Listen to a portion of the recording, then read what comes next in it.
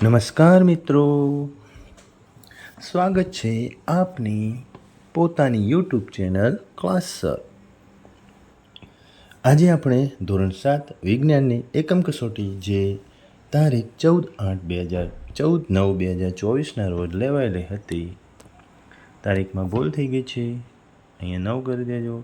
14/9/2024ના રોજ જે એકમ કસોટી લેવાઈ હતી, પ્રશ્ન બેંક આવી હતી, એ આખી પ્રશ્ન બેંકના તમામ પ્રશ્નોનું સોલ્યુશન જોઈશું. પ્રશ્ન નંબર 1. નીચે આપેલ લક્ષણોને આધારે જે તે પદાર્થો, અંગો, સજીવોને ઓળખો. 1. પ્રકાશ સંશ્લેષણની ક્રિયા માટે હું પર્ણમાં રહેલું અગત્યનું દ્રવ્ય છું. હરિત દ્રવ્ય. 2. હું બીજી વનસ્પતિ દ્વારા બનાવેલ ખોરાક પર નભું છું. પરોપજીવી. 3. હું આહાર તરીકે કીટકોનો ઉપયોગ કરું છું. કળશપર્ણ. 4. વનસ્પતિના પર્ણનો લીલો રંગ મને આભારી છે. હરિત દ્રવ્ય. 5. હું વાસી બ્રેડ પર તંતુ સ્વરૂપે વૃદ્ધિ પામું છું. ફૂગ. 6.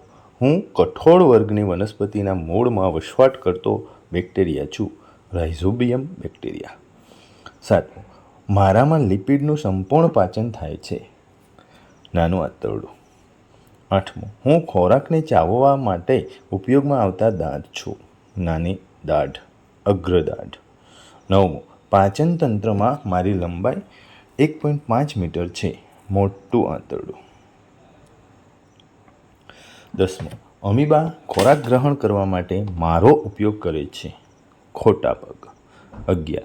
મારી અંદર રહેલા બેક્ટેરિયા ઘાસ ખાતા પ્રાણીઓમાં સેલ્યુલોઝના પાચનમાં મદદ કરે છે.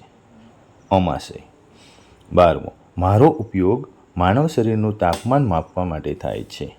Clinical thermometer.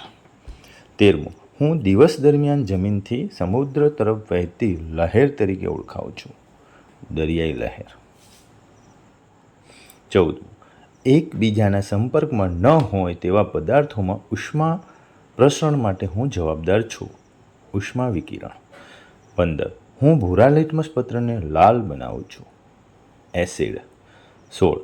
પ્રયોગશાળામાં વપરાતા પ્રાકૃતિક લિટમસ પત્ર બનાવવા માટે મારો ઉપયોગ થાય છે. લાઇકેન વનસ્પતિ. 17. હું દહીંમાં રહેલો એસિડ છું. Lactic acid. 18. હું એસિડ કે બેઝ પદાર્થ નથી, તટસ્થ પદાર્થ.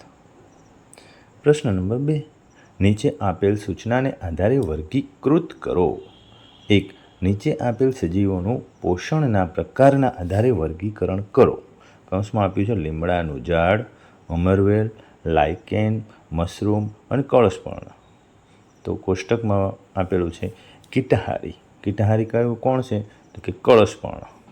સ્વયંપોષી કોણ છે? લીમડાનું ઝાડ. મૃતોપજીવી કોણ છે? મશરૂમ. સહજીવન કોણ છે? લાઇકેન. પરોપજીવી કોણ છે? અમરવેલ. બીજું, નીચે આપેલ પાચન અંગોને તેના કાર્યના આધારે વર્ગીકૃત કરો. જઠર, યકૃત, સ્વાદુપિંડ, લાળ ગ્રંથિ, નાનું આંતરડું. તો સ્વાદુરસનો સ્ત્રાવ સ્વાદુપિંડ, લાળ રસનો સ્ત્રાવ લાળ ગ્રંથિ, એસિડનો સ્ત્રાવ જઠર, પાચન પૂર્ણ થાય છે નાના આંતરડામાં, પિત્તરસનો સ્ત્રાવ યકૃતમાં. ત્રીજું, નીચે આપેલ પદાર્થોને તેના ગુણધર્મોને આધારે એસિડ, બેઝ અને ક્ષારમાં વર્ગીકૃત કરો. સાબુ, મીઠું, નારંગીનો રસ, દહીં, ચૂનાનું પાણી. તો એસિડમાં શું આવશે? દહીં અને નારંગીનો રસ. બેઝમાં શું આવશે? સાબુ અને ચૂનાનું પાણી. ક્ષારમાં શું આવશે? મીઠું. પ્રશ્ન નંબર 3. વૈજ્ઞાનિક કારણ આપો. 1. ઘાસ ખાતા પ્રાણીઓમાં અમાશય હોય છે. ઉત્તરમાં આપણે લખશું ઘાસ ખાતા પ્રાણીઓમાં અર્ધપાચિત ખોરાક માટે અમાશય હોય છે. કારણ કે ગાય, ભેંસ કે બીજા ઘાસ ખાનારા પ્રાણીઓ જ્યારે ઘાસ ચરે છે ત્યારે ઘાસ ખાઈ ખૂબ જ ઝડપથી ગળી જાય છે. આ ખોરાક જઠરના એક ભાગ જેને અમાશય કહે છે તેમાં જાય છે. તે અર્ધપાચિત હોય છે જેને વાગોળ કહે છે. જ્યારે પ્રાણી આરામથી બેઠું હોય ત્યારે તે વાગોળ નાના નાના ગોળા સ્વરૂપે મોઢામાં પાછો આવે છે. પ્રાણી તેને બરાબર શાંતિથી ચાવે છે, જેને વાગોળવાની પ્રક્રિયા કહે છે. બીજું, દરિયાકાંઠે રહેતા લોકોના મકાનની બારીઓની દિશા દરિયા કિનારા તરફ રાખવામાં આવે છે. ઉત્તરમાં શું લખશું? તો દરિયાકાંઠે રહેતા લોકોના મકાનની બારીઓની દિશા દરિયા કિનારા તરફ રાખે છે, કારણ કે દિવસે સમુદ્રના પાણી કરતાં જમીન ઝડપથી ગરમ થાય છે. જમીન પરની ગરમ હવા ઉપર તરફ ગતિ કરે છે. તેની જગ્યા લેવા સમુદ્ર પરની ઠંડી હવા જમીન તરફ ધસી આવે છે. સમુદ્ર પરથી આવતી ઠંડી હવાને દરિયાઈ લહેરો કહે છે. ઠંડકવાળી સમુદ્રની હવાને મેળવવા સમુદ્ર કાંઠે રહેતા લોકોના મકાનોની બારી સમુદ્ર તરફની રાખવામાં આવે છે. ત્રીજું, મધમાખીના ડંખ પર સાબુનું પાણી લગાડવું જોઈએ. ઉત્તરમાં શું લખશું? મધમાખીના ડંખ પર સાબુનું પાણી લગાડવું જોઈએ, કારણ કે કીડી કે મધમાખીના ડંખથી શરીરમાં ફોર્મિક એસિડ દાખલ થાય છે. તેથી તે ભાગ પર બળતરા થાય છે. આ પીડામાંથી રાહત મેળવવા ડંખવાળા ભાગ આગળ સાબુનું પાણી લગાડવામાં આવે છે. સાબુનું પાણી બેઝિક હોવાથી એસિડને તટસ્થ કરે છે અને પીડામાં રાહત થાય છે. ચોથું, લીલ સ્વયંપોષી વનસ્પતિ છે. ઉત્તરમાં શું લખશું? લીલ સ્વયંપોષી વનસ્પતિ છે, કારણ કે લીલ હરિતદ્રવ્ય ધરાવે છે. આથી લીલ પ્રકાશ સંશ્લેષણની પ્રક્રિયા દ્વારા પોતાનો ખોરાક જાતે બનાવે છે. તેથી લીલ સ્વયંપોષી વનસ્પતિ છે. પાંચમું, કઠોળ વર્ગની વનસ્પતિ ઉગાડવા માટે નાઇટ્રોજનયુક્ત ખાતરનો ઉપયોગ ઓછો કરવો પડે છે. ઉત્તરમાં શું લખશું? કઠોળ વર્ગની વનસ્પતિ ઉગાડવા માટે નાઇટ્રોજનયુક્ત ખાતરનો ઉપયોગ ઓછો કરવો પડે છે, કારણ કે કઠોળ વર્ગની વનસ્પતિના મૂળમાં રાઇઝોબિયમ નામના બેક્ટેરિયા વસવાટ કરે છે. તેનો વાતાવરણમાંનો નાઇટ્રોજન મેળવી તેને દ્રાવ્ય સ્વરૂપમાં ફેરવી શકે છે. આ રીતે જમીનમાં નાઇટ્રોજનના સંયોજનો ઉમેરાય છે અને ખાતર તરીકે ઉપયોગી બને છે. તેથી કઠોળ વર્ગની વનસ્પતિને નાઇટ્રોજન ખાતરનો ઉપયોગ ઓછો કરવો પડે છે. છઠ્ઠું, ખોરાક ચાવીને ખાવો જોઈએ. ઉત્તરમાં શું લખશું? ખોરાક ચાવીને ખાવો જોઈએ, કારણ કે ખોરાક ખૂબ ચાવવાથી તેનો બારીક ભૂકો થાય છે અને તેમાં પૂરતા પ્રમાણમાં લાળ ભળે છે. તેથી ખોરાક નરમ અને લીસો બને છે.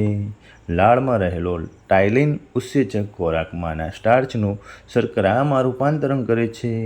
વળી ખૂબ ચાવેલો ખોરાક જઠરમાં અને નાના આંતરડામાં જલ્દી પચે છે.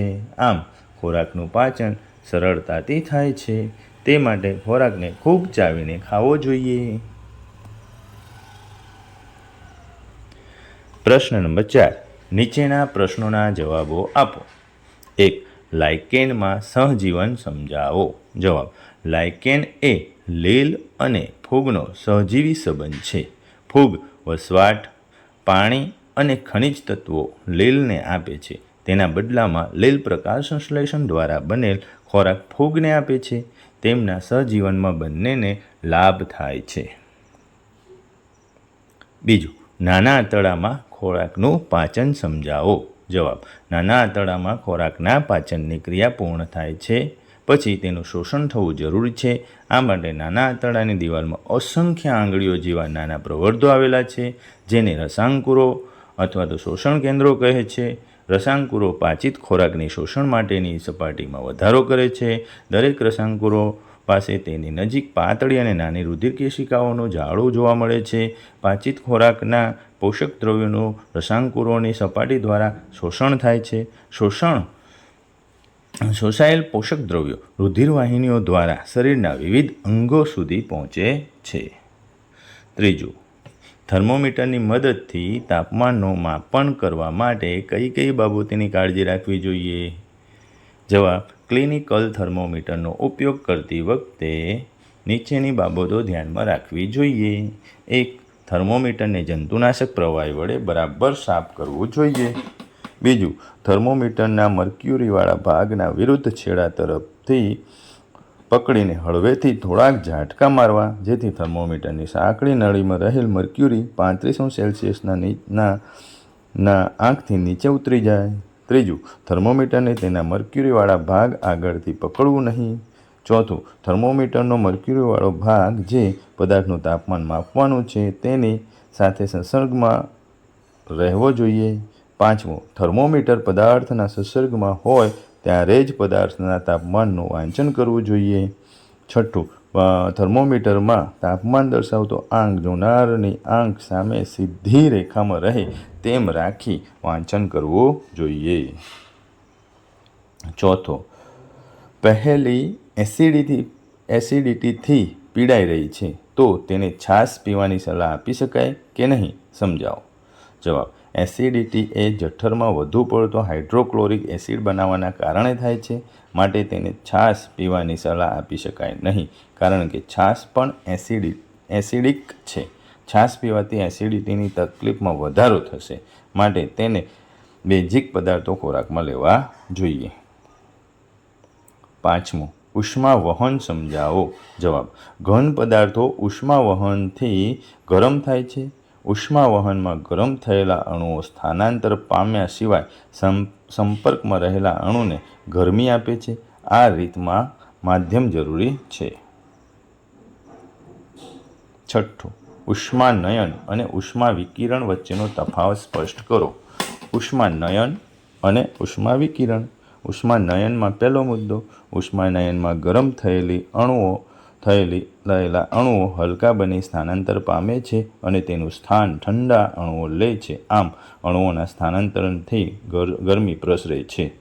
ઉષ્મા વિકિરણમાં પહેલો મુદ્દો. 1.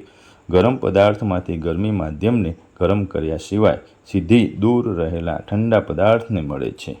ઉષ્માનયનનો બીજો મુદ્દો. તપેલીમાં પાણી ગરમ થાય છે તે રીતે તે ઉષ્માનયન કહે છે. ઉષ્મા વિકિરણનો બીજો મુદ્દો. સૂર્યની ગરમી આપણને મળે છે તે ઉષ્મા વિકિરણ રીત દ્વારા મળે છે. ઉષ્માનયનનો ત્રીજો મુદ્દો. પ્રવાહી અને વાયુ પદાર્થો ઉષ્માનયનથી ગરમ થાય છે. ઉષ્મા વિકિરણનો ત્રીજો મુદ્દો. આ રીતમાં માધ્યમ જરૂરી નથી. પ્રશ્ન નંબર 5. નામ નિર્દેશન સહિત આકૃતિ અથવા તો ફ્લો ચાર્ટ દોરો. જો આકૃતિ દોરવાની કે ત્યારે પેન્સિલ, ફૂટપટ્ટી અને જરૂર જણાય ત્યાં રબરનો ઉપયોગ કરવો જોઈએ. સરસ મજાની આકૃતિ, પ્રકાશ સંશ્લેષણની આકૃતિ દોરવાની કીધી એટલે આપણે એમાં જમીન માર્ક કરવી, પ્રકાંડ માર્ક કરવું, એના ઉપર ફૂલ દર્શાવવું અથવા તો જે પાંદડા દર્શાવવા. બરાબર. ખાસ મહત્ત્વની વસ્તુ સૂર્ય છે, વાતાવરણમાં પ્રકાશ, વાતાવરણમાં કાર્બન ડાયોક્સાઇડ, બરાબર, પર્ણમાં હરિત દ્રવ્ય, વાતાવરણમાંથી ઓક્સિજન, પાણી અને ખનિજ ક્ષારો મૂળ દ્વારા લેશે. આ તમામ વસ્તુને તમારે આકૃતિમાં વ્યવસ્થિત રીતે દર્શાવીને નામ નિર્દેશન અવશ્ય કરવું જોઈએ, જે તમને આકૃતિમાં બતાવેલ છે ને નામ નિર્દેશન કરેલું. તો એ રીતે તમારે ફરજિયાત નામ નિર્દેશન કરવું જોઈએ, બાકી માર્ક્સ મળે નહીં. નામ નિર્દેશન ન કરો તો માર્ક્સ કપાઈ શકે. એવી જ રીતે બીજી આકૃતિ અમીબા. સરસ મજાની ગમે તે તમારે ગમે તે આકારમાં અમીબા દોરી શકાય. એમાં દોરીને તમારે ખાસ અંદર કોષ કેન્દ્ર બતાવવાનું છે, થોડી રસધાનીઓ બતાવી દેવાની છે, અંદર